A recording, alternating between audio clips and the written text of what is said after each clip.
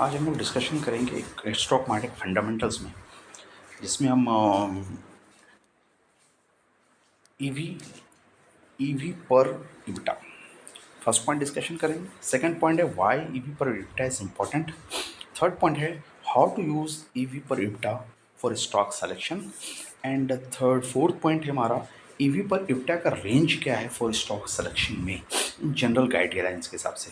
ये सभी बात हम लोग का स्टॉक फंडामेंटल के अंदर होगा और स्टॉक मार्केट का फंडा पार्ट 9, क्योंकि हमारा पार्ट 8 तक हो चुका है और ये पार्ट 9 है। करीब करीब हम इस सेशन में फंडामेंटल एनालिसिस में 25 से 30 सेशन हम करेंगे, जिसमें हम लोग एनालिसिस करेंगे। 40% पड़ाव तक पहुंच गए हैं हम लोग और इसके आगे हम लोग डिस्कशन करेंगे। चलिए फ्रेंड, तो स्टार्ट करते हैं session.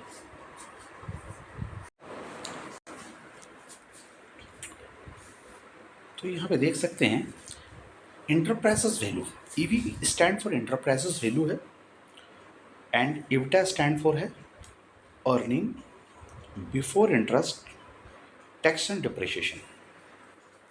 Earning before interest, E for earning, before interest, I for interest, before interest, T for tax, D for depreciation and amortization। इन्हें फाइनेंशियल रेशियो है, ये एक फाइनेंशियल रेशियो है, ये एक फाइनेंशियल रेशियो है जो कि यूज होता है assuring the company valuation related to its earning. Company के वैल्यूएशन इसके अर्निंग के रिस्पेक्ट में हम लोग लेते हैं। It has to investigate it has to investor compare the company companies regarding of their capital structure, debt और इक्विटी। तो इसमें आप देख सकते हैं डेट और इक्विटी के बारे में मुझे पता चलता है और इसी कंपनी का वैल्यूएशन देखते हैं एंटरप्राइजेस वैल्यू के अगेंस्ट में अर्निंग जो आ रही है, अर्निंग और डेट और इक्विटी के रिलेशन में हमारा किस तरीक़े से हो रहा है। तो फ्रेंड्स देख सकते हैं इंट्रिंसिक वैल्यू, एंटरप्राइजेस वैल्यू और इबिटा का रेशियो क्या है। Enterprises value that is called EV and divided by EBITDA is equal to ये निकलेगा। इसके निकालने का मैं अब इंटरप्राइजेस वैल्यू कैसे निकालेंगे। इंटरप्राइजेस वैल्यू क्या है। इंटरप्राइजेस वैल्यू देखिए कि किसी भी कंपनी का जो मार्केट कैप है उसमें हम टोटल डेट को ऐड कर देंगे और उसमें माइनस करेंगे नेट, माइनस करेंगे कैश एंड कैश इक्विवेलेंट। ये तीन चार चीज़ों को, दो को माइनस करेंगे कैपिटल में, मार्केट कैपिटल प्लस डेट में कैश एंड कैश इक्विवेलेंट को माइनस करेंगे तो ये हमारा इंटरप्राइजेस वैल्यू आ जाएगा। अब इबिटा देखिए, इबिटा क्या है, earning before interest tax depreciation and amortisation. तो इस तरह से हम इसको निकाल सकते हैं। तो फ्रेंड्स देख सकते हैं why enterprises value and EBITDA का रेशियो इम्पोर्टेंट है। तो सबसे पहले देखेंगे कि बेटर वैल्यूएशन के अकॉर्डिंग इसका एक इम्पोर्टेंस बढ़ जाता है। अगर किसी कंपनी का पी से कुछ समझ में नहीं आ रहा है, better valuation metrics than P का वैल्यूएशन से मुझे कुछ आइडिया क्लियर नहीं हो रहा है, बहुत हाई पी में जा चुका है, तो हम इसका इस वैल्यूएशन के थ्रू उस कंपनी के पी को जस्टिफाई कर रहा है कि नहीं वो दे सकते। जैसे अनलाइकली पी रेशियो जो है EV by EBITDA consider dead and making it useful for the comparing the companies with the different leverage level। अगर किसी कंपनी का लेवरेज लेवल अलग अलग है, दोनों का पी एक सा आ रहा है, तो उसमें दोनों के लेवरेज लेवल को, दोनों के डेट को हम कंपेयर कर सकते हैं कि ये डेट जिसके जस्टिफाई हो रहा है कि नहीं हो रहा है। डेट ले करके उसका अर्निंग बढ़ा दिया गया है जिसके कारण उसका पी ज़्यादा आ रहा है। अब मुझे यहाँ पे ये देखना है कि इस पी को जस्टिफाई कर रहा है कि नहीं कर रहा है, तो हम उसको पी को इबिटा के साथ कनेक्ट करके देख सकते हैं, जिसके कारण जो अर्निंग है, जैसे कि सेल बढ़ा उसके कारण से हमारा अर्निंग बढ़ गया। सेल बढ़ाने के लिए मुझे कैपिटल ज़्यादा उन्होंने लोन पे ले लिया, और लोन पे लेने के कारण हमारा प्रॉफिट मार्जिन बढ़ गया। तो इसके मतलब पी बढ़ जाता है। अगर पी बढ़ गया तो हम देखेंगे कि इसका पी जस्टिफाई है कि नहीं है, तो हमने इस रेशियो का इस पर यूज़ करना है। तो इस रेशियो का नेक्स्ट यूटिलाइजेशन क्या है? नेक्स्ट यूटिलाइजेशन क्या करते हैं फाइंड आउट करने में, रिमूव द अकाउंटिंग डिस्टॉर्शन। किसी भी अकाउंटिंग के कारण डिस्टॉर्शन कर रहा है कोई कंपनी, तो उसके कारण मुझे अगर पता करना है तो इस रेशियो के थ्रू पता कर सकते हैं। जैसे कि कह सकते हैं कि ईबिटा क्या कर रहा है कि एक्सक्लूडेड है, छोड़ देता है नॉन कैश एक्सपेंसेस लाइक है depreciation making and is pure measure of the operational profitability. जो मेन ऑपरेशनल प्रॉफिटेबिलिटी है उसको ही इसमें इंडिकेट करता है ईबिटा, जिसके कारण हमारा क्या हो रहा है कि पी में जो चीज़ सभी कुछ इन्वॉल्व हो जा रहा है उसको ये छोड़ करके निकलता है। तो इसलिए प्योर चीज़ इसमें आपको पता चल पाएगा। फ्रेंड्स, तो हम इसमें थर्ड पॉइंट्स में देखेंगे ईबिटा का इंपॉर्टेंस क्यों हो रहा है। ईबिटा की इंपॉर्टेंस को यूटिलाइज करके जो हमारा सिक्लिकल कंपनी हम जिसको बोलेंगे, जो डिपेंडेंट कंपनी है, यूटिलिटी वाली कंपनी है, टेलीकम्युनिकेशन है, तो इसका को वैल्यूएशन हम आसानी से लगा सकते हैं। तो यूजफुल तो comparing the company in A capital extensive industry कौन से, जिसको काम करने के लिए आईटी नहीं हो सकती, वो लेस कैपिटल इंटेंसिव कंपनी है। जैसे कि टेलीकॉम सेक्टर हुआ, यूटिलिटी सेक्टर हुआ, मैन्युफैक्चरिंग सेक्टर हुआ, जिसमें हाई डेट का इन्वॉल्वमेंट है, जिसके कारण वो क्या हो रहा है कि डेड लेवल हाई है, जिसके कारण उसकी पी बहुत ज़्यादा आ रही है। तो पी और डेड लेवल को लेकर कैलकुलेट कर करके आ रहा है, हाई पी रेट शो कर रहा है। तो हाई पी जस्टिफाई है कि नहीं, सस्टेनेबल है कि नहीं, उसके लिए हम इस चीज़ को यूज़ करते हैं। तो हमको इसका कहने का मतलब जिस कंपनी को सिक्लिकल है, जो यूटिलिटी के अंदर यूज़ हो रहा है, मैन्युफैक्चरिंग में यूज़ हो रहा है और टेलीकम्युनिकेशन में यूज़ कर रहा है, तो ये 3-4 सेक्टर की जो कंपनी है इसमें हम ईबिटा का यूज़ करने में ज़्यादा जस्टिफाई रहेगा, ना कि आईटी कंपनी में। जो आईटी कंपनी में हाई लेवरेज हाई डेट नहीं, उसकी जो पी है एक ओरिजिनल पी है। तो इस हिसाब से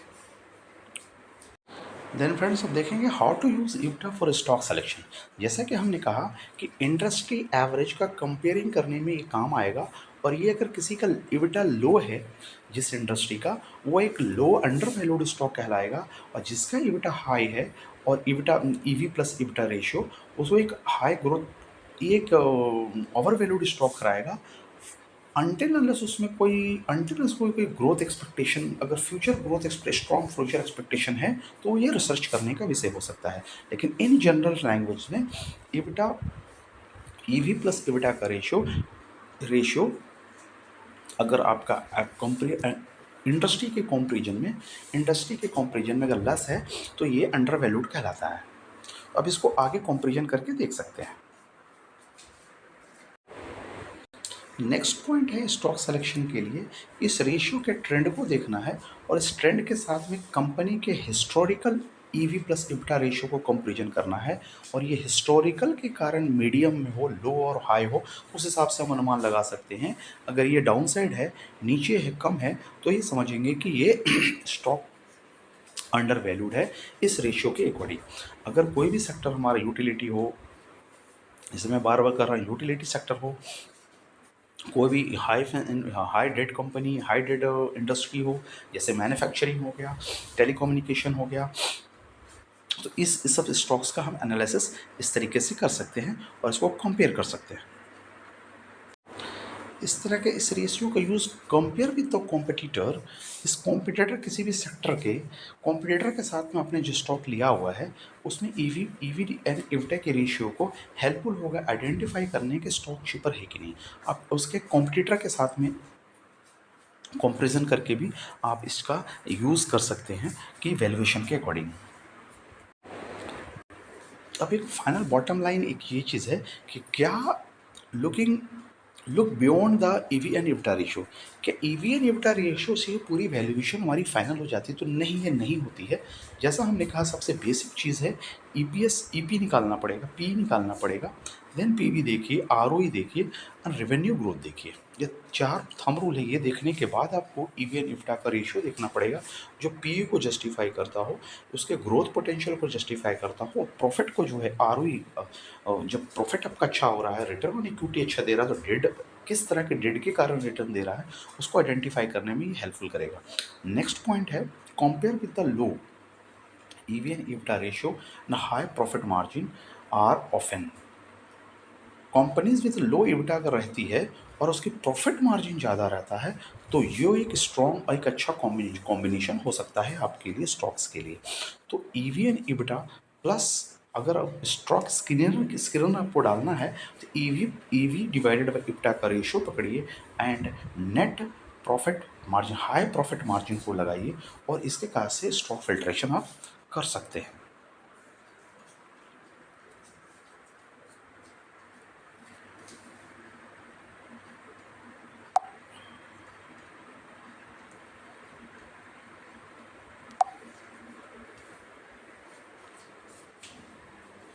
नेक्स्ट स्टोरी समझ में आती है हम लोगों को कि ईवी एंड इफ्टा से हम फिल्ट्रेशन तो करेंगे, तो मुझे ये तो पता होना चाहिए ईवी एंड इफ्टा कौन सी रेशियो में कितना का पैरामीटर हमारा इन जनरल गाइडलाइन के अकॉर्डिंग करेक्ट है।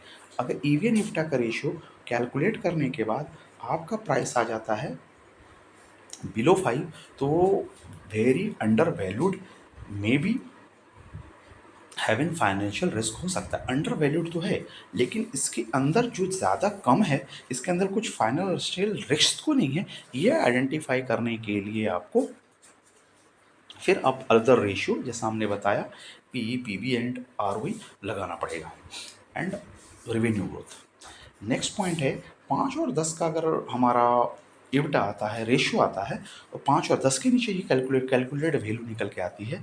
तो ये वैल्यू एक फेयर वैल्यूएशन के इस तरफ ये इशारा करता है। मोस्टली अगर ये वैल्यूएशन 15 के ऊपर है तो ये एक्सपेंसिव स्टॉक की तरफ इशारा करता है अनलेस अनटिल इसके अंदर ग्रोथ जस्टिफाई करे। अगर हाई ग्रोथ पोटेंशियल है, हाई प्रॉफिट ग्रोथ है, तो इसके अंदर हाई ग्रोथ का पोटेंशियल है, revenue growth and profit growth है, तो इस ग्रोथ को जस्टिफाई करता है 15 के ऊपर का EV and EBITDA ratio. Then it is justification अगर कर देता है तब ये जस्टिफाइड है। अदरवाइज हाई वैल्यूएशन, इसका वैल्यूएशन हाई हो सकता है स्टॉक्स का। इसमें एनालिसिस फर्दर करने की ज़रूरत है। तो फ्रेंड्स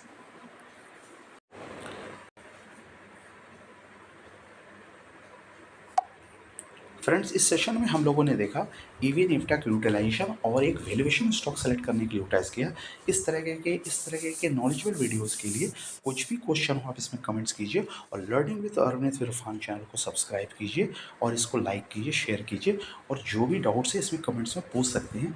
हम लोग फंडामेंटल एनालिसिस का 25 सेशन कंप्लीट करने के बाद इसको स्टॉक स्क्रीनर के थ्रू अच्छा स्टॉक सिलेक्शन की कोशिश करेंगे। अगर आपको किसी भी स्टॉक्स के रिगार्डिंग कुछ भी कमेंट्स और रिव्यू चाहिए और एनालिसिस चाहिए तो इसमें आप कमेंट कर सकते हैं। थैंक यू फ्रेंड, मिलते हैं अगली वीडियो में।